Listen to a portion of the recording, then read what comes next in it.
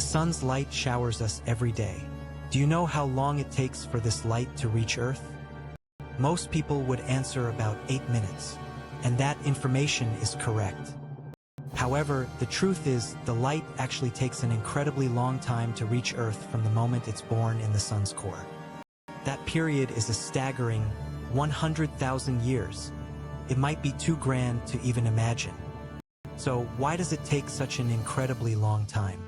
The secret lies hidden within the sun's internal structure. At the sun's core, a reaction called nuclear fusion is constantly occurring. It's where hydrogen atoms are converted into helium, generating immense energy. What's born from this nuclear fusion process is the smallest unit of light, a photon. This is the very source of the sunlight we see.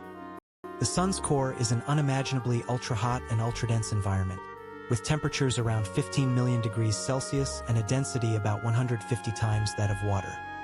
The newly born photon then embarks on a journey into a region just outside the core, called the radiative zone. This is truly where its mind-boggling journey begins. The radiative zone is a vast region, making up about 70% of the sun's volume. It's densely packed with ionized hydrogen and helium nuclei, as well as free electrons. Photons collide repeatedly with these plasma particles. They aren't allowed to travel in a straight line. With each collision, a photon is either absorbed by a particle or re-emitted in a different direction. It bounces around like a pinball. This phenomenon is called a random walk. Since the photon's direction of travel is determined randomly with each step, it struggles to escape. Inside the sun, it's said that a photon can take tens of thousands of years to travel just 1 centimeter. And this is light, which is supposed to travel at an incredible speed. This process, where photons diffuse while transferring energy outwards, is called radiative diffusion. It's one of the main mechanisms by which heat is transported from the sun's core to its surface. Repeating this mind-boggling process trillions of times, the photon gradually moves from the sun's core towards its outer regions. The radiative zone's thickness is about 70% of the sun's radius, or approximately 500,000 kilometers. That's about 40 times the diameter of Earth. If photons had consciousness, just imagine the despair they would feel, the sensation of being unable to move forward from their birthplace. Over an immense span of time, so vast that our entire lives would feel like a mere blink, the photon continues to struggle, trying to escape the radiative zone.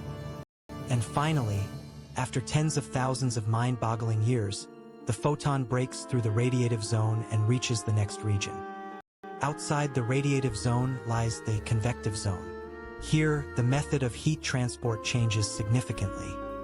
In the convective zone, hot gases actively rise and cooler gases sink, a phenomenon known as convection. It's much like boiling water in a pot. Although its density is lower compared to the radiative zone, photons still continue to be absorbed and scattered by the gases as they travel. A photon's movement in the convective zone is somewhat faster than in the radiative zone, but still far from the speed of light. This journey through the convective zone is also said to take thousands to tens of thousands of years. It's still a very long road before it reaches the sun's surface. And then, finally, the photon reaches the sun's outermost layer, the photosphere. This is the surface of the sun that we see. From its birth in the sun's core to reaching this photosphere, the photon has traveled for approximately 100,000 years, or perhaps even longer.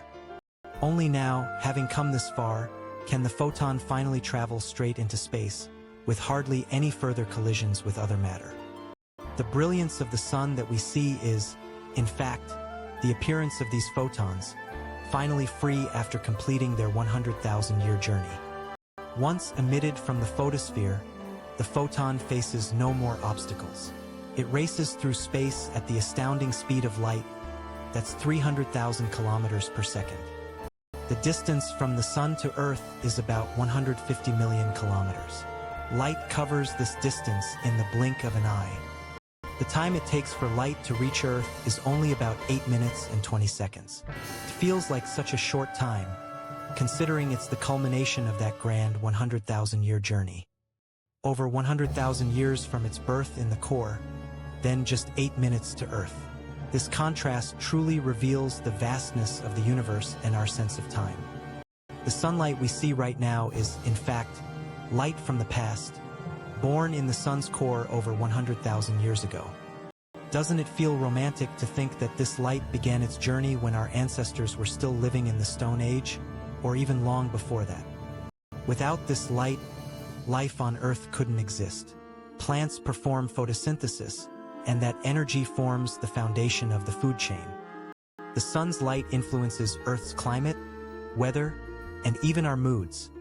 It truly is the source of all life.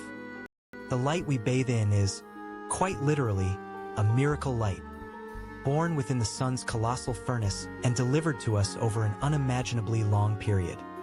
This fact reminds us once again how vast the universe we inhabit is, and how profoundly time flows within it. A single photon, undertaking a mind-boggling journey to reach our eyes. This truly is a message from beyond time. This phenomenon isn't limited to our sun.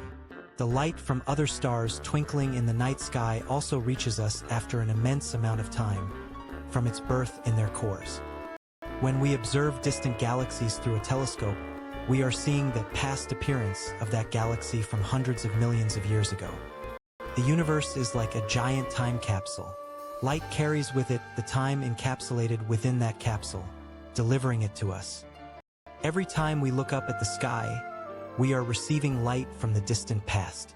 Thinking of it this way, even everyday landscapes might start to look different. If there were no matter inside the sun, light would reach the surface within a few seconds of its birth in the core, and then reach Earth in about 8 minutes. This long period of 100,000 years is direct evidence of the sun's immense mass and the ultra-dense environment it creates. Without this enormous flow of time, the sun's energy would quickly be released into space, and the stable brilliance that nurtures life as we know it would never have been born. The sun's light is born in the core, travels for over 100,000 years to the surface, and then just 8 minutes to Earth.